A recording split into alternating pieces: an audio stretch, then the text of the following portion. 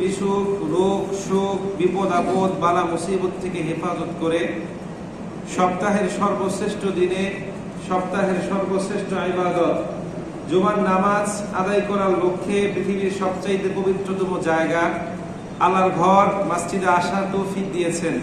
সেই জন্য অন্তরে অন্তঃস্থল থেকে সেই রবের দরবারে তারই শেখানো বাক্যে কালিমাত শুকর আদায় করি আলহামদুলিল্লাহ। রব্বানা লাকাল হামদ হামদান কাসীরান তাইয়িবান মুবারাকান ফীহি। সকল প্রশংসা একজনের জন্য, তিনি কে?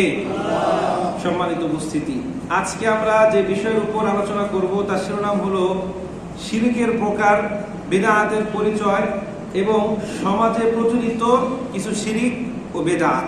সম্মানিত উপস্থিতি, গত জুমায় আমরা শিরকের পরিচয়, উৎপত্তি এবং ক্রমবিকাশ সম্পর্কে আলোচনা করেছিলাম। সেখানে বলেছিলাম পৃথিবীতে সর্বপ্রথম শিরকের প্রচলন ঘটে হযরতে ইদ্রিস এবং হযরতে নূহ আলাইহিস সালাতু ওয়াস সালামের মাঝামাঝি সময়ে। মূলত আল্লাহ পাক রব্বুল আলামিনের নৈকট্যশীল প্রিয় বান্দাদের ভক্তি শ্রদ্ধার মাধ্যমে সর্বপ্রথম শিরকের উৎপত্তি ঘটে। এরপর আমরা হযরতে ইব্রাহিম আলাইহিস সালাতু ওয়াস সালামের যুগে মূর্তি ভেঙে ফেলা এবং নমরুদের সঙ্গে তীব্র বিতর্ক নিয়ে আলোচনা করেছিলাম। আজকে আমরা শুরু করব কিভাবে আরবে মূর্তি পূজা শুরু হলো।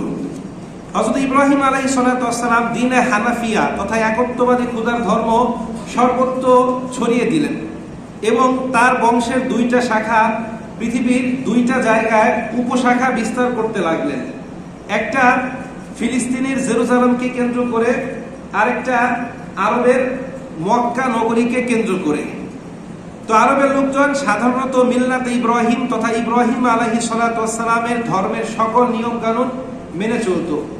তখন পর্যন্ত তাদের মধ্যে কোনো প্রকার শিরকের প্রভাব ছিল না। তো দীর্ঘদিন যাবৎ নবী রাসূল না আসায় মানুষ কি হয়ে যায়? সঠিক পথ থেকে আস্তে আস্তে কোথায় সরে যায়? খারাপ পথের দিকে চলে যায়। তো দেখেন, মক্কার লোকজন কি করত? ব্যবসা বাণিজ্যের উদ্দেশ্যে পৃথিবীর বিভিন্ন রাষ্ট্রে গমন করতেন। তৎকালে মক্কার শাসন ক্ষমতায় ছিল শক্তিশালী বনু খুজা গোত্র। এই খুজা গোত্রের একজন প্রভাবশালী নেতা ছিলেন আমর বিন লুহাই। এই আমর বিন লুহাই ব্যবসার উদ্দেশ্যে মক্কা থেকে একবার কোথায় গেল? সিরিয়াতে গেল। তো সিরিয়া, ফিলিস্তিন ছিল বহু নবী রাসূলদের জন্মভূমি এবং দীর্ঘদিন যাবৎ সেখানে নবী রাসূল না আসায় কালের বিবর্তনে মানুষ নবী রাসূলদের সত্যের বাণী এবং সুমহান আদর্শ ভুলে আস্তে আস্তে নবী রাসূলদের মূর্তি বানিয়ে এই মূর্তিগুলোর পূজা করতে থাকে। তো আমর বিন লুহাই সিরিয়াতে গিয়ে দেখলো এই সিরিয়া নামক যে রাষ্ট্র, এটা সামরিকভাবে অনেকটা শক্তিশালী এবং ফাইন্যান্সিয়াল এবং বাণিজ্যিকভাবে অনেকটা কি স্ট্রং।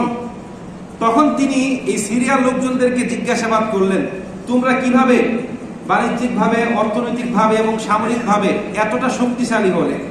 তখন সিরিয়ার কিছু লোকজন বলল যে আমরা শক্তিশালী হুবল দেবতার উপাসনা করি, যে আমাদেরকে বহিঃশত্রুর আক্রমণ থেকে রক্ষা করে, বিপদে আপদে সাহায্য করে, আমাদের সমস্ত চাহিদাগুলো পূরণ করে। এই কথাগুলো বললাম সিরাতে ইবনে হিশাম থেকে। কোথা থেকে? গ্রহণযোগ্য একটা সিরাত গ্রন্থ, সিরাতে ইবনে হিশাম, রহিকুল মাকতুম, সব জায়গায় পাবেন। এরপর এই আমর বিন লুহাই ভাবলেন, এই হুবল দেবতার উপাসনা করে তারা যদি এত দিক দিয়ে উন্নত হতে পারে, তাহলে আমরা কেন বঞ্চিত হব? তো এই সিরিয়া থেকে মক্কা ফেরার পথে তিনি একটা হুবলের কার্বন কপি, যেটাকে বলে প্রতিকৃতি, তৈরি করে কোথায় নিয়ে আসলেন? মক্কাতে। এবং মক্কার লোকজনদেরকে এটার ইবাদতের যে উপকার, সেই উপকার সম্পর্কে বর্ণনা করলেন। তখন সবাইকে আদেশ দিলেন। তো যেহেতু এই আমর বিন লুহাই ছিলেন কি একজন প্রভাবশালী নেতা, তো তার কথা মানতে সবাই বাধ্য, ঠিক কিনা? এখন যেমন আমাদের এলাকায় কোনো প্রভাবশালী টাকাওয়ালা ব্যক্তি থাকলে গরিব যারা, সবাই মোটামুটি তাদের কথা মানে নাকি মানে না? মেনে চলে। না মানলে কি জুলুম, নিপীড়ন, নির্যাতন হবে। গ্রাম অঞ্চলে বেশি হয়, তো সবাই মানতে বাধ্য। তখন তারা কি করলো? এই দ্বীনে হানাফিয়াকে বিকৃত করে পাশাপাশি মূর্তি পূজা শুরু করলো। তো এটা দেখার পর আরবের বাকি গোত্রগুলো গবেষণা করলো যে ওরা যদি হুবল দেবতার উপাসনা করে সামরিকভাবে, অর্থনৈতিকভাবে, ব্যবসায়িকভাবে এতটা উন্নত হতে পারে, আমরা কেন পিছিয়ে থাকবো? সুতরাং আমাদেরও উচিত মূর্তি পূজা করা। এভাবে আস্তে আস্তে কি হলো, মক্কার আনাচে কানাচে মূর্তি পূজা ছড়িয়ে গেল।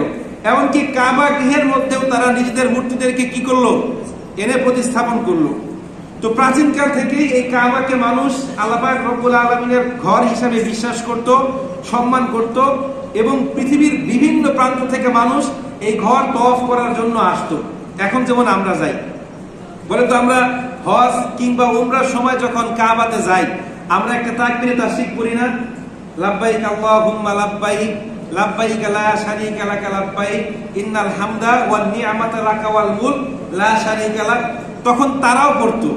তো তাদের তাকবীরে তাশরিক আর আমাদের যে তাকবীরে তাশরিক, দুইটার মধ্যে একটা পার্থক্য আছে। তারা পড়তো লাব্বাইক আল্লাহুম্মা লাব্বাইক লাব্বাইক লা শারীকা লাক লাব্বাইক হুয়া লাকা তামলিকুহু ওয়া মা মালাক। মানে আমাদের তাকবীরে তাশরিকের সংক্ষিপ্ত অর্থ আমি বলছি যে আল্লাহ ছাড়া কোনো মাবুদ নাই, সকল ক্ষমতার অধিকারী কে? আল্লাহ পাক। আর তাদের তাকবীরে তাশরিকের অর্থ হচ্ছে আল্লাহ ছাড়া কোনো মাবুদ নাই, তবে আল্লাহ পাক যাকে যতটুকু ক্ষমতার উৎস বানিয়েছেন সে ছাড়া। এখন সুবহানাল্লাহ পড়বেন না নাউজুবিল্লাহ পড়বেন? আল্লাহ পাক কি কাউকে তার পার্টনার করেছেন? আল্লাহর যে ক্ষমতা আছে কাউকে তার মধ্যে অংশীদারিত্ব বানিয়েছেন? না। এটা যে না, তার দলিল কি? হুজুরের মুখের কথা না। সূরাতুস সাবা 22 নম্বর আয়াত, আল্লাহ পাক রব্বুল আলামিন বলেন, কুল ইদউল্লাযীনা যাআমতুম মিন দুনিল্লাহ লা ইয়ামলিকুনা মিসকালা যাররাতিন ফিস সামাওয়াতি ওয়ালা ফিল আরদ ওয়া মা লাহুম ফীহিমা মিন শিরকি ওয়া মা লাহু মিনহুম মিন যাহির। আল্লাহ পাক বলেন, হে নবী, আপনি দুনিয়ার সমস্ত মানুষকে বলে দিন, উদউল্লাযীনা যাআমতুম মিন দুনিল্লাহ, আল্লাহ বাদে তোমরা যাদেরকে উপাস্য রূপে গ্রহণ করো, যাদের ভক্তি করো, শ্রদ্ধা করো, ইবাদত করো, লা ইয়ামলিকুনা মিসকালা যাররাতিন ফিস সামাওয়াতি ওয়ালা ফিল আরদ, আসমান, জমিন এবং উহার মধ্যবর্তী যত জায়গা আছে, যত কিছু আছে, এগুলোর কোনো কিছুর মধ্যেই তাদের কোনো অংশীদারিত্ব নাই। ওয়া মা লাহু মিনহুম মিন যাহির, আর তারা কোনোভাবেই আল্লাহ পাক রব্বুল আলামিনের সাহায্যকারীও নয়। মানে তারা বিশ্বাস করতো আল্লাহ একজন আছে, আল্লাহ আবার এদেরকে তার ক্ষমতার অংশীদারিত্ব বানিয়েছেন। এজন্য তাদের কাছে চাইলে তারা গিয়ে আল্লাহর কাছে সুপারিশ করে, তখন আল্লাহ পাক দেয়। আমার কাছে মনে হয় পৃথিবীতে সবচাইতে মূর্খ, সবচাইতে জাহেল, সবচাইতে নির্বুধ হচ্ছে তারা, যারা নিজ হাতে কাঠ, পাথর, মাটি দিয়ে মূর্তি তৈরি করে এরপর এটার কাছে প্রার্থনা করে, এটার কাছে চায়, এটার ইবাদত করে, এটার সামনে খাবার দেয়, ভক্তি করে, শ্রদ্ধা করে। তো আমরা যেহেতু মুসলমানের সন্তান, আমরা এইসব মূর্তি পূজা করি না, ঠিক কিনা? সবাই পড়েন আলহামদুলিল্লাহ। আমরা মূর্তির সামনে খাবার দিই না, ঠিক কিনা? আমরা মূর্তির জন্য টাকা পয়সা দান করি না, ঠিক কিনা? কিন্তু আমরা ঠিকই মাজারে গিয়ে সেজদা দিই, আমরা ঠিকই পীরের পায়ে সেজদা দিই, আমরা ঠিকই পীরের নামে মান্যত করি, আমরা ঠিকই মাজারে গিয়ে ছাগল দান করি, ঠিক কিনা? এখন বলেন, এই যে আমরা মাজারে পীরের নামে মান্যত করি, পীরকে দেই, এদের কি কোনো ক্ষমতা আছে আমাদের উপকার কিংবা অপকার করার? এদের যে নাই, তার দলিল কি?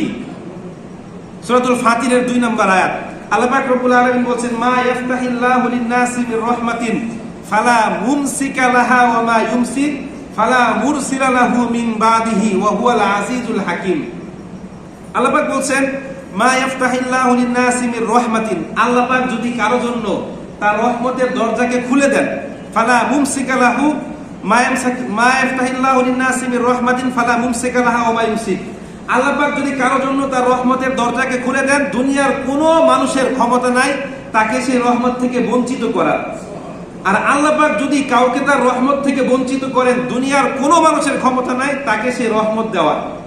এখন যারা আল্লাহকে বাদ দিয়ে কবরের সামনে প্রার্থনা করে, কবরের সামনে গিয়ে চায়, তাদের কি কোনো ক্ষমতা আছে? তাদের যে ক্ষমতা নাই, তার দলিল কি? এই আয়াত। আল্লাহ পাক বলছেন, ওয়া হুয়াল আজিজুল হাকিম, তিনি হচ্ছেন পরাক্রমশালী এবং প্রজ্ঞাময়। এখন এই যে মূর্তি পূজার কথা বললাম, বাংলাদেশের মানুষ মনে হয় মূর্তি পূজা করে না, করে? বাংলাদেশের মানুষ মনে হয় মাজার পূজা করে না, করে? বাংলাদেশের মানুষ মনে হয় কবর পূজা করে না, করে? দেখেন বাংলাদেশের মানুষের বিশ্বাসটা কেমন। আমি একজন আলেমের ওয়াজের মধ্যে শুনেছিলাম, আমার কাছে খুব ভালো লেগেছে, সে অত্যন্ত চমৎকার করে ব্যাখ্যা করেছে। দুজন বন্ধু, একজন গ্রামে বড় হয়েছে আর একজন শহরে। তো শহরের বন্ধু কোনো এক ভ্যাকেশনে গ্রামে গেল, যাওয়ার পর দেখলো বন্ধু বাজারে যাচ্ছে। আরে বন্ধু, কোথায় যাচ্ছিস? বাজারে। কেন? কয়েকটা ছাগল কিনবো। কেন? উমুক বাবার মাজারে মান্যত করবো। কি জন্য? আর বলিস না, বড় বোনের বিয়ে হয়েছে 8 বছর, এখন পর্যন্ত বাচ্চা হয় না। শুনেছি উমুক বাবার মাজারে ছাগল মান্যত করলে বাচ্চা হয়। কি বলিস? তুই কি এটা বিশ্বাস করিস যে ওই কবরে যে শুয়ে আছে, মাজারের নিচে যে শুয়ে আছে, তার কোনো ক্ষমতা আছে বাচ্চা দেওয়ার বা বাচ্চা নেওয়ার? কারে ধরু, আমিও বিশ্বাস করি না, কিন্তু শোন, ওই মাজারের নিচে যে শুয়ে আছে সে আল্লাহর একজন নৈকট্যপ্রাপ্ত বান্দা, আল্লাহর একজন প্রিয় মানুষ। তার নামে দান করলে সে খুশি হয়, সে খুশি হয়ে আল্লাহর কাছে সুপারিশ করে, তখন আল্লাহ পাক রব্বুল আলামিন সন্তান দেয়। সুবহানাল্লাহ পড়বেন না নাউজুবিল্লাহ পড়বেন? এটা যে আল্লাহ পাক গ্রহণ করে না, তার দলিল কি একটু আগে আমরা দিয়েছি। এটা হচ্ছে বাংলাদেশের মানুষের বিশ্বাস। এখন বলেন তো, বাংলাদেশের মানুষ মাজার পূজা বেশি করে না কম করে? কি পরিমাণ বেশি করে? দেখেন, কিশোরগঞ্জে পাগলার মসজিদ নামক একটা জায়গা আছে, যদিও এটা মসজিদ, এটা সম্পর্কে একটা কথা প্রচলিত আছে যে এই মসজিদের দান বাক্সে দান করলে মানুষের মনের আশা পূরণ হয়। এখন বলেন, এই যে আমরা দান করি, এটা কি দুনিয়ার জন্য না পরকালের জন্য? আল্লাহ পাক তো বলে দিয়েছেন যে দুনিয়াতে যদি কেউ টাকা দান করে, তার উদাহরণ হচ্ছে একটা ধানের শীষের মতো, 1টা থেকে 70টা হয়, এরকম আছে না? এটা আল্লাহ পাক দুনিয়াতে দিবে না পরকালে দিবে। এই পাগলার মসজিদে দেখেন 2023 সালে এখান থেকে প্রায় 20 বস্তা টাকা পাওয়া গিয়েছে কালের কণ্ঠ পত্রিকার মতে। আবার 2022 সালের 1 অক্টোবর এই দান বাক্স থেকে 3,89,70,000 টাকা পাওয়া গিয়েছে। এরপর গোলাপশার মাজার, শাহ আলীর মাজার, শাহজালালের মাজার, বিভিন্ন মাজারে প্রত্যেক দিন হাজার হাজার মানুষ যায় কি যায় না? এরপর আবার দেখলাম যে পুকুরের মধ্যে টাকা ফেললে নাকি মানুষের মনের আশা পূর্ণ হয়। একদল ব্যক্তি দিনের বেলায় সূর্যের আলোতে এই পুকুরের মধ্যে টাকা ফেলছে, আরেক দল ইজারাদার রাতের বেলায় চাঁদের আলোতে এই পুকুর থেকে টাকা উঠিয়ে নিচ্ছে। এরপর শুনলাম বট গাছের মধ্যে ফিতা বাঁধলে নাকি মনের আশা পূরণ হয়।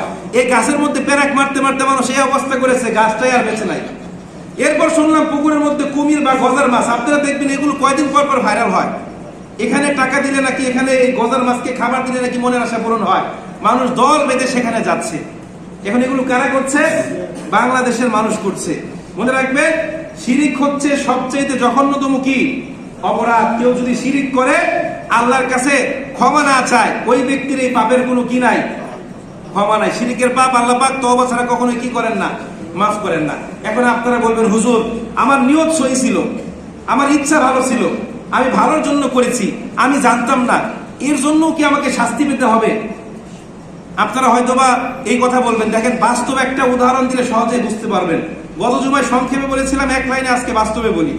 ধরেন এক লোক, গ্রামের কৃষক, কাশতে কাশতে প্রাণ যায় যায় অবস্থা, গ্রামের যত ডাক্তার আছে সবাইকে দেখানো শেষ। এখন সবাই মিলে বললো যে আপনি একজন ভালো ডাক্তার দেখান। শহরে কোনো এক ডাক্তারের কাছে গিয়েছে, সেটাকে পরীক্ষা নিরীক্ষা করে 2 বোতল ওষুধ দিয়েছে। কয় বোতল? 2 বোতল। বললো যে সকালবেলা ঘুম থেকে উঠে খালি পেটে 2টা থেকে 1 চামচ করে একসঙ্গে করে খাবেন। তো ওই লোক ওষুধটা নিয়ে, গ্রামে তো তাক থাকে, তাকের মধ্যে রেখেছে। তার বড় ছেলে আবার ইন্ডিল বলে না, বিষ, বিভিন্ন রকম পোকামাকড় তাড়ানোর জন্য যে সবজির মধ্যে দেয়, চিনেন আপনারা? বিষ বা যে কোনো একটা 1 বোতল এনে ওই বোতলের পাশে রেখেছে। তো সকালবেলা ওই লোক মাঠে কাজ করতে গিয়েছে, ওষুধ খেতে মনে নাই, কাশতে কাশতে প্রাণ যায় যায় অবস্থা। ছোট বাচ্চাকে বললো, বাবা ঘরের অমুক তাকের মধ্যে দেখবে 2টা বোতল আছে, সেখান থেকে 1 চামচ করে 2 চামচ ওষুধ আনবে। তো ছোট বাচ্চা দৌড়ে বাড়িতে চলে এসেছে। আসার পর সে দেখলো বোতল 3টা। ভাবলো বাবা মনে হয় পড়ালেখা জানে না, ভুলে 3টাকে 2টা বলে ফেলেছে, অথবা কাশতে কাশতে অবস্থা খারাপ, এই জন্য ভুলে 3টাকে 2টা বলে ফেলেছে।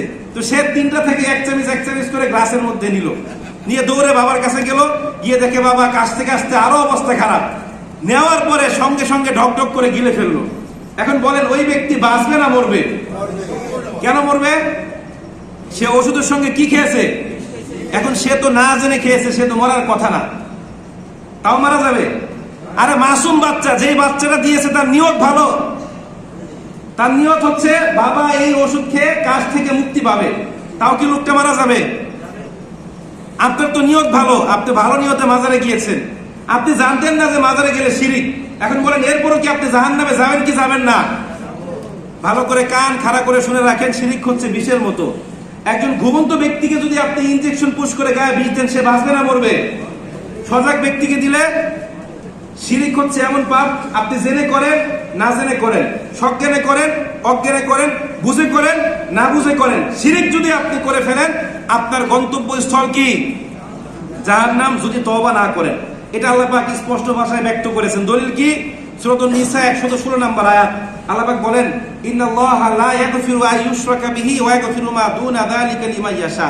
নিশ্চয়ই আল্লাহ পাক রব্বুল আলামিন শিরক ব্যতীত অন্য যে কোনো পাপ চাইলে কি করতে পারেন? ক্ষমা করতে পারেন, যাকে ইচ্ছা তাকে মাফ করতে পারেন। আল্লাহ পাক সূরাতুল মাইদার 72 নম্বর আয়াতের মধ্যে বলছেন, ইন্নাহু মায়ুশরিক বিল্লাহ ফাকাদ হারামাল্লাহু আলাইহিল জান্নাতা ওয়া মাওয়াহুন নার ওয়া মা লিয-যালিমিনা মিন আনসার। কি কঠিন আয়াত! আল্লাহ পাক বলছেন, ইন্নাহু মায়ুশরিক বিল্লাহ, নিশ্চয়ই যেই ব্যক্তি আল্লাহর সঙ্গে কাউকে অংশীদার সাব্যস্ত করবে, ফাকাদ হারামাল্লাহু আলাইহিল জান্নাতা ওয়া মাওয়াহুন নার, আল্লাহ পাক ওই ব্যক্তির জন্য জান্নাত হারাম করে দিবেন, যার চিরস্থায়ী আবাসস্থল হবে জাহান্নাম, ওয়া মা লিয-যালিমিনা মিন আনসার, আর সেদিন জালেমদের জন্য কোনো সাহায্যকারী থাকবে না। আমি বলেছিলাম শিরক করা মানে কি করা? আল্লাহর উপর কি করা? জুলুম করা। গত সময় বলেছিলাম না? আবার দেখেন কিতাবের নাম মুসনাদ আহমদ, হাদিস নাম্বার 22128, রাসূল বলেন, লা তুশরিক বিল্লাহি শাইআ ওয়া ইন কুতিলতা ওয়া হুররিকতা। হে আমার সাহাবীরা, তোমরা কখনোই আল্লাহ পাক রব্বুল আলামিনের সঙ্গে কাউকে অংশীদার সাব্যস্ত করবে না। এমনকি যদি তোমাদের হত্যা করা হয়, আগুনে পুড়িয়ে ফেলা হয়, এরপরও তোমরা কি করবে না? শিরক করবে না। এর প্রমাণ আমরা পেয়েছি হযরত বেলাল রাদিয়াল্লাহু তাআলা আনহুকে কত ভাবে আঘাত করা হয়েছে, তারপরে সে বলেছেন কি? আহাদুন আহাদ। হযরত খাব্বাব, হযরত খুবাইব, আরো বড় বড় সাহাবী। এবার আসেন আমরা একটু শিরকের প্রকার নিয়ে আলোচনা করি।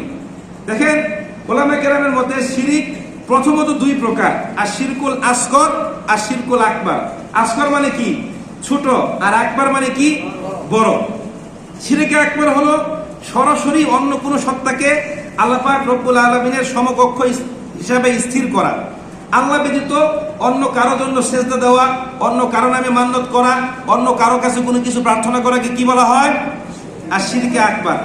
আর শিরকে আসগর হচ্ছে ছোট শিরক, মানে যেই কাজগুলো, যে চিন্তা চেতনা, যে সমস্ত কার্যকলাপ মানুষকে শিরকের দিকে ধাবিত করে তাকে বলা হয় কি? আর শিরকুল আসগর।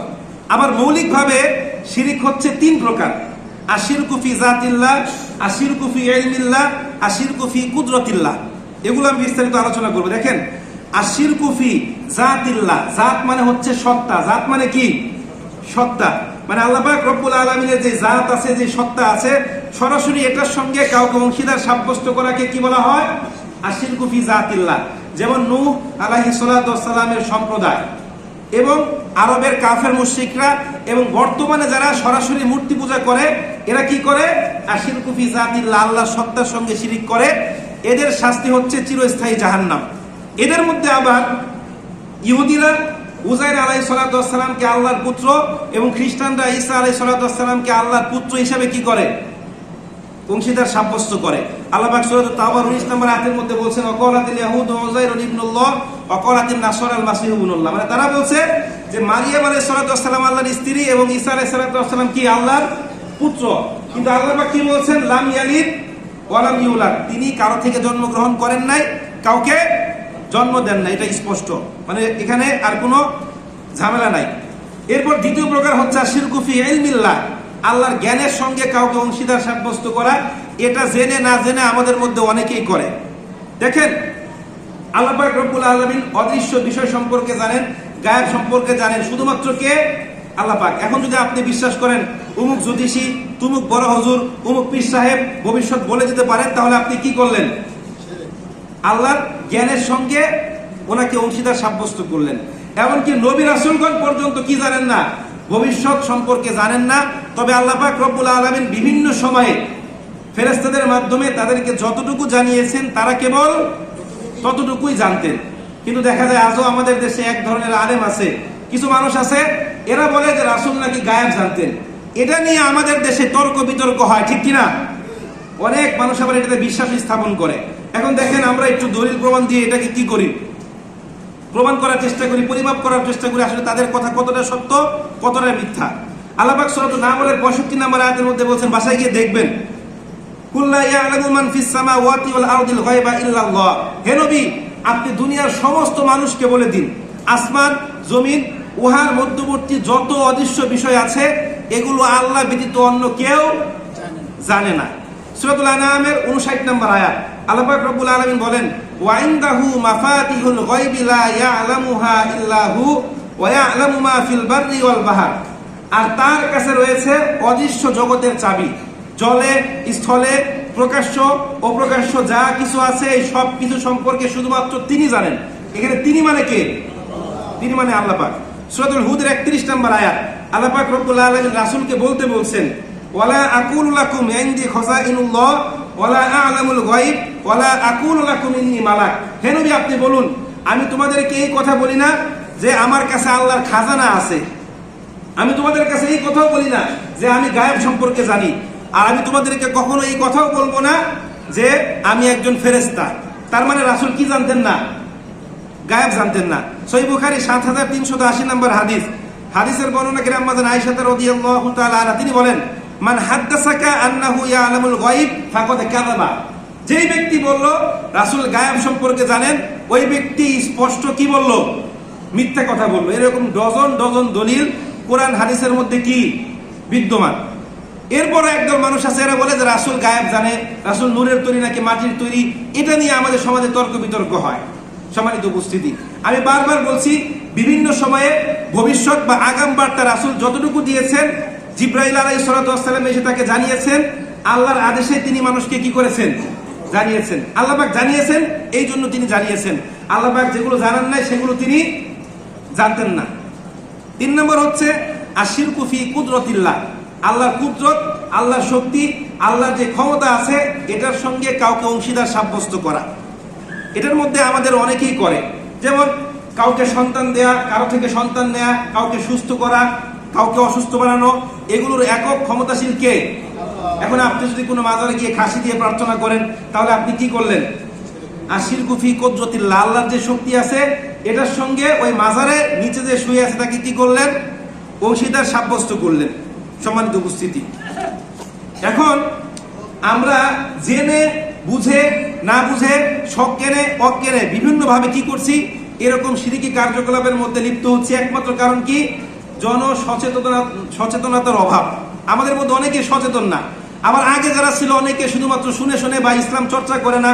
মানে আমরা যেগুলো জানবো, বুঝবো, শুনবো, এগুলো শোনার জন্য যে মসজিদে যাওয়া দরকার, আমরা ওইরকম ভাবে আগে ভাগে মসজিদও আসি না। যেমন শুক্রবারে 2 রাকাত জুমার নামাজ ফরজ। আচ্ছা বলেন তো, শুক্রবারে আমাদের দেশে সরকারি ছুটি কেন দেওয়া হয়েছে? জুমার নামাজের জন্য। এই ইন্ডিয়ান সাবকন্টিনেন্টে আগে সরকারি ছুটি কি বারে ছিল? রবিবারে। শুক্রবার দিন জুমার নামাজের জন্য ছুটি দেওয়া হয়েছে, জুমাকে কেন্দ্র করে দিনটা সাজাবেন। কিন্তু আমরা এই দিনকে বানিয়েছি কি? ঘোরার দিন। এই দিনকে বানিয়েছি কি? দাওয়াতের দিন। এই দিনকে বানিয়েছি কি? খাওয়ার দিন। ঠিক কিনা? মানে আমরা যে এগুলো সম্পর্কে জানবো, শিরিক, বেদাত, ভালো কাজ, খারাপ কাজ, এগুলো আমরা নিজেরাই জানতে চাই না। সম্মানিত, এইগুলোর দায়ভার কিন্তু আমাদের নিজেদের। তো শিরিক নিয়ে আলোচনা করলাম, এবার আসেন বেদাত। বিদাত আসলে কি জিনিস? দেখেন, বিদাত হচ্ছে একটি আরবি পারিভাষিক শব্দ, যার বাংলা আবিধানিক অর্থ নতুন সৃষ্টি, অভিনব আবিষ্কার, ধর্মের ক্ষেত্রে নতুন কিছু সৃষ্টি করা। শরীয়তের পরিভাষায় বলা হয় আল বিদআতু কুল্লু শাইইন উমিলা আলা গায়রি মিসাকিন সাবিক। অর্থাৎ নবী রাসূলদের যুগে যেটা ছিল না, সাহাবা কেরামদের যুগে যেটা ছিল না, ধর্মের ক্ষেত্রে এমন কিছু আবিষ্কার করাকে কি বলা হয়? বিদআত বলা হয়। দেখেন, বিদআত আর শিরকের মধ্যে পার্থক্য কি? শিরিক কুফর, এটা শিরিকের নাম দিয়ে, কুফরের নাম দিয়ে আপনার ঈমানকে ধ্বংস করবে। আর বিদআত এটা করবে না। বিদআত ধর্মের নাম দিয়ে, ভালো কাজের নাম দিয়ে মুখোশ পরে ভেতর থেকে আপনার ঈমানকে কি করবে? ধ্বংস করে দিবে। কিতাবে সহিহ বুখারী হাদিস নাম্বার 2697, রাসূল বলেন, মান আহাদাসা ফি আমরিনা মা লাইসা ফিহি ফাহুয়া রাদ্দুন। যেই ব্যক্তি দ্বীনের ব্যাপারে নতুন কিছু সৃষ্টি করলো যেটা আমার থেকে ছিল না বা আমার যুগে ছিল না, ওইটা স্পষ্ট প্রত্যাখ্যান যুক্ত। ধর্মের ক্ষেত্রে নতুন কিছু আবিষ্কার করলে সেটা কি? প্রত্যাখ্যান করা হবে। আবার সহিহ মুসলিম 2042 নম্বর হাদিস, রাসূল বলেন, ইন্না আসদাকাল হাদিস কিতাবুল্লাহ ওয়া আহসানাল হাদি হাদি মুহাম্মদ ওয়া শাররুল উমুরি মুহদাসাতুনা ওয়া কুল্লু মুহদাসিন বিদআহ ওয়া কুল্লু বিদআতিন দালালা ওয়া কুল্লু দালালাতিন ফিন্নার। রাসূল বলছেন, নিশ্চয় সর্বোত্তম সত্য কথা হচ্ছে আল্লাহর কিতাব, সর্বোত্তম পথ হচ্ছে আমি রাসূলের পথ, আর সবচেয়ে নিকৃষ্ট বিষয় হচ্ছে বিদআত। প্রত্যেকটা বিদআতই হচ্ছে খারাপ, আর প্রত্যেকটা খারাপ কাজ মানুষকে কোথায় নিয়ে যায়? জাহান্নামের দিকে নিয়ে যায়। সূরা দারিমি 98 নম্বর হাদিস, রাসূল বলছেন, কোন জাতি যখন দ্বীনের মধ্যে বিদআত সৃষ্টি করে, এক একটা নতুন বিদআত মানে আল্লাহ পাক ওই জাতির থেকে এক একটা করে সুন্নাতকে কি করবেন? উঠিয়ে নেবেন। আল্লাহ পাক রব্বুল আলামিন সূরাতুল মাইদার 6 নম্বর আয়াতের মধ্যে বলছেন, আল-ইয়াউমা আকমালতু লাকুম দীনাকুম ইলা আখিরিল আয়াত, যে আজ আমি তোমাদেরকে তোমাদের দিন পরিপূর্ণ করে দিলাম এবং ইসলামকে তোমাদের জীবন ব্যবস্থা হিসেবে নির্ধারণ করলাম। তার মানে রাসূলের যুগে ইসলাম কি পরিপূর্ণ ছিল। এখন কি আমাদের ইসলামের মধ্যে নতুন কিছু আবিষ্কার প্লাস মাইনাস করার সুযোগ আছে? বলেন, সুযোগ আছে? কিন্তু আমরা তো করছি। দেখেন মুসলিম জাতির মধ্যে শিরিক বিদআত এগুলো কিভাবে এতটা বিস্তার লাভ করলো। এই ক্ষেত্রে সবচেয়ে বেশি ষড়যন্ত্র ছিল কাদের জানেন? ইহুদিদের। আব্দুল্লাহ ইবনে সাবা, আপনারা গুগলে সার্চ করবেন, এই আব্দুল্লাহ ইবনে সাবা নামক এক ইহুদি ব্যক্তি নিজের প্রকৃত পরিচয় গোপন করে ধর্মের লেবাস ধারণ করে মক্কা মদিনা থেকে দূরবর্তী, সেটাকে বলা হয় ইরাক এবং মিশরের মাঝামাঝি অঞ্চলে নতুন নতুন মুসলিমদের মাঝে ধর্মের নামে, নবী প্রেমের নামে, আল্লাহর প্রতি ভালোবাসার নামে বিভিন্ন শিরিক এবং বিদআত ছড়িয়ে দিয়েছে, যেগুলো আজও আমাদের সমাজের মধ্যে প্রচলিত। আমাদের দেশে ইসলামতে এসেছে একটু ঘুরে, সুফিবাদের মাধ্যমে, বিভিন্ন মাধ্যমে, ইরাক হয়ে, ভারতীয় উপমহাদেশ হয়ে সরাসরি মক্কা মদিনা থেকে বাংলাদেশে ইসলাম আসে না, একটু ঘুরে এসেছে। এই জন্য দেখবেন আমাদের ইসলামের মধ্যে অনেক বিকৃতি, ঠিক কিনা বলেন? আপনারা খন্দকার আব্দুল্লাহ জাহাঙ্গীর স্যারের একটা বই পড়বেন, গিরেন হুজুর, বইটার নাম ইসলামী আকীদা। ইসলামী আকীদা, এই বইটা পড়বেন, এটার মধ্যে সুন্দর করে আপনারা জানতে পারবেন এই সব কিছু আকীদা সম্পর্কে। এই বইটা আপনারা কালেক্ট করার চেষ্টা করবেন। তো আমাদের দেশে ইসলাম একটু ঘুরে এসেছে, এই জন্য আমাদের দেশে ইসলামটা একটু বিকৃত। সম্মানিত উপস্থিতি, দেখেন তারা কি করলো, ধর্মের ক্ষেত্রে নতুন অনেক কিছু আবিষ্কার করলো। এখন এই যে দেখেন আমাদের বাংলাদেশে এত পীরের মাজার, এত আউলিয়ার মাজার, এত বড় বড় মানুষদের মাজার। সৌদি আরবে কোন পীরের মাজার আছে? আপনারা মনে জানেন না? আছে? কোন অলির দরবার আছে? যে দেশে রাসূলের জন্ম, রাসূলের মৃত্যু, এত শত শত সাহাবী, হাজার হাজার সাহাবীর কবর, সেই দেশে কোনো পীরের মাজার নাই। আর আমাদের দেশে জায়গায় জায়গায়, গ্রামে গঞ্জে, মহল্লায়, উপজেলায় মাজারের অভাব নাই। এর মানে এটা প্রমাণ হয় যে সাহাবা কিরামদের চাইতে আমাদের পীর আউলিয়ার মর্যাদা বেশি, তাই তো? হ্যাঁ, সম্মানিত উপস্থিতি, এই আব্দুল্লাহ ইবনে সাবার প্রচারিত শিয়া মতবাদ একে একে পৃথিবীর বিভিন্ন রাষ্ট্রে ষড়যন্ত্রের মাধ্যমে রাষ্ট্র ক্ষমতা দখল করতে থাকে। যেমন এই শিয়া মতবাদের আবার বিভিন্ন উপশাখা আছে, কারামতিয়া, বাতিনিয়া, হাসিসিয়া, ফাতিমিয়া সহ বিভিন্ন রকম শাখা। এই শিয়া সম্প্রদায়ের বিভিন্ন উপদল, এরা কি করে, তিউনিসিয়া, এরপর মরক্কো, কুফা, বসরা, ইরাক, ইরান, খুরাসান, ভারত, এই পাকিস্তান সহ এইরকম রাষ্ট্রগুলোতে গিয়ে আস্তে আস্তে তারা ক্ষমতার অংশীদারিত্ব হয় এবং ইসলামের নাম দিয়ে, বিভিন্ন নাম দিয়ে, ধর্মের নাম দিয়ে আস্তে আস্তে কি করে, অনেক বিদআত আমাদের সমাজের মধ্যে ছড়িয়ে ছিটিয়ে দেয়। এগুলো ওই বইয়ের মধ্যে আপনারা পেয়ে যাবেন, অথবা গুগলে সার্চ করবেন সমাজের প্রচলিত কিছু বিদআত, কিছু শিরিক। আমরা জানিও না যে কোনটা বিদআত কোনটা শিরিক। যেহেতু সময় শেষ প্রান্তে, আমরা সংক্ষেপে বহুল প্রচলিত কিছু শিরিক এবং বিদআতের কথা আপনাদেরকে বলে দিচ্ছি। এক নম্বর হচ্ছে যে আল্লাহ ছাড়া, এটা হচ্ছে শিরিক। প্রথমে এক নম্বর হচ্ছে আল্লাহ ছাড়া অন্য কারো গায়েবী ক্ষমতায় কি করা, বিশ্বাস করা। ওই যারা জ্যোতিষীদের কাছে যান, বিভিন্ন গণকের কাছে যান, হাত দেখান, এটা কি স্পষ্ট শিরিক। দুই নম্বর হচ্ছে জ্যোতির্বিদ্যায় বিশ্বাস করা। তিন নম্বর হচ্ছে জাদু টুনা করা, এগুলো মনে আমাদের দেশে করে না। আমি আগেই বলেছি যে বুড়িগঙ্গার নিচে দেখবেন শত শত তাবিজ, তালাচাবি পাওয়া যায়। এগুলো কেন পাওয়া যায়? জাদু টুনা করে, তালা মেরে কি করে ফেলে দেয়। এরপর হচ্ছে 4 নম্বর, রূপ নিরাময়ের উদ্দেশ্যে হাতে আংটি বা বিভিন্ন ধাতব জিনিস পরিধান করা। 5 নম্বর, মাজারে গিয়ে মানত করা। 6 নম্বর, মঙ্গল প্রদীপ জ্বালানো, যেটা পহেলা বৈশাখে আমরা উদযাপন করি, মঙ্গল শোভাযাত্রা, মঙ্গল প্রদীপ। 7 নম্বর হচ্ছে আল্লাহ ছাড়া অন্য কারো নামে কুরবানি করা, সেটা পীর হতে পারে বা কোনো মানুষও হতে পারে। 8 নম্বর, আল্লাহ ছাড়া অন্য কোনো মানুষের উপর ভরসা করা। মানুষকে বলা, দেখেন আপনি ছাড়া আমার কেউ নাই, আপনি আমাকে এই বিপদ থেকে উদ্ধার করতে পারেন। এটা আমরা বলি কি বলি না? মাঝে মাঝে একজনকে খুশি করার জন্য আমরা বলে ফেলি। এগুলো হচ্ছে প্রচলিত শিরিক। এবার আসেন বেদাত। সমাজে বহুল প্রচলিত কিছু বেদাতের মধ্যে 1 নম্বর হচ্ছে যে নবীদের সম্পর্কে অসত্য প্রচার করা। দেখেন নবী রাসূল যেটা বলা নাই এরকম কিচ্ছা কাহিনী আপনার বলা কি দরকার জনসম্মুখে, মানুষকে একটু ভালো লাগানোর জন্য? যেটা সত্য আপনি সেটাই বলেন, আপনাকে বাড়িয়ে বা কমিয়ে কোনো কিছু বলার দরকার নাই। 2 নম্বর হচ্ছে সাহাবীদের সমালোচনা করা। 3 নম্বর হচ্ছে লটারি করা। এটা বিদআত শিরিক দুইটাই এবং এর মাঝামাঝি। লটারি করা এটা আমরা অনেকে করি, এটা করব না। 4 নম্বর হচ্ছে মিলাদ মাহফিলে রাসূল সশরীরে উপস্থিত হয় এই মর্মে বিশ্বাস রাখা। 5 নম্বর, টিকটিকির আওয়াজকে সত্যের মাপকাঠি মনে করা। আমরা একটা কথা বলছি, টিকটিকি ঠিক ঠিক বললো, তার মানে এটা কি সঠিক সিদ্ধান্ত। এটা গ্রাম অঞ্চলে প্রচলিত আছে না? ছোটবেলায় অনেক শুনেছি। 6 নম্বর, মানব রচিত মতবাদে জীবন পরিচালনা করা। এটা নিয়ে বিশ্লেষণ করলে কয়েক জমা লেগে যাবে, আমরা তাই করছি। 7 নম্বর, কবরে ফুল দেওয়া। 8 নম্বর, খাতনা করার পর বিভিন্ন রকম অনুষ্ঠান বা নিমন্ত্রণের আয়োজন করা, এগুলো কি বিদআত। এরপর 9 নম্বর হচ্ছে নির্দিষ্ট দিনে মৃত্যুবার্ষিকী উদযাপন করা। আপনার বাবা মারা গিয়েছে, আপনি তার ইসালে সওয়াবের জন্য দোয়া করবেন, সেটা করেন, কিন্তু নির্দিষ্ট দিনেই করতে হবে এমন কোনো কথা নাই। আপনি যে কোনো দিনে করতে পারবেন। 10 নম্বর হচ্ছে ঘরে মৃত ব্যক্তির ছবি টাঙিয়ে রাখা। আমরা অনেকে টাঙিয়ে রাখি। আচ্ছা, আমার বাবা মা, সে আমার জন্য এত কষ্ট করেছে, সে তো সবসময় আমার মনে প্রাণে আছে, ঠিক কিনা? তার ছবি টাঙিয়ে ঘরের মধ্যে ফুল দেওয়ার কি দরকার? এটা কোনো দরকার আছে? বাবা মা বেঁচে থাকতে আমরা ঠিক মতো খোঁজ খবর নেই না, আর মরার পরে অনেকে দেখি বাধাই করে বিরাট করে ছবি লাগিয়ে রাখে। এটা দরকার নাই। আমরা এই শিরিক বেদাত থেকে দূরে থাকার চেষ্টা করব, সঠিকভাবে ইসলামকে পালন করার চেষ্টা করব। আল্লাহ পাক রব্বুল আলামিন আমাদের সবাইকে তৌফিক দান করুন।